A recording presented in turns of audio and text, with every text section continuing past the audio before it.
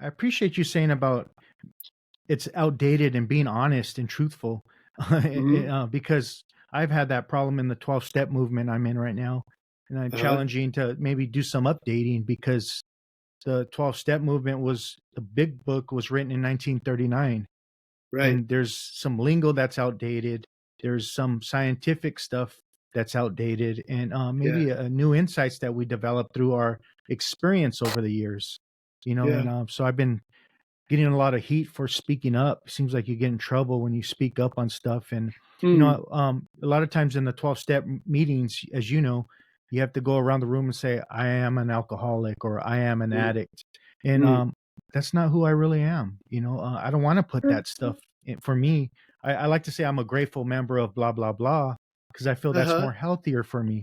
Uh-huh. But people get upset when you really think and be true to yourself, and that's just for me personally. I can't speak for anyone else, but that's healthier for me to say I am a grateful member of blah blah blah versus saying I am an alcoholic.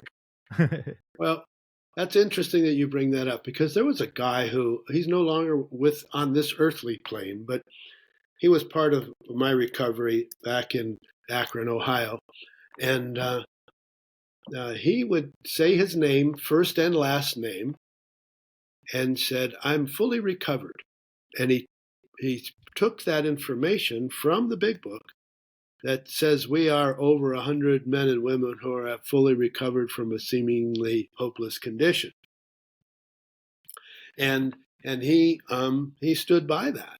So I think that if we look deeply at where the essence of recovery comes from, we might be able to find ways to help those who would not consider changing anything, to say, hey, maybe this is what Bill really meant, or maybe this Mm. is where the movement was at that time. So there's a good possibility that we can see things from a different lens.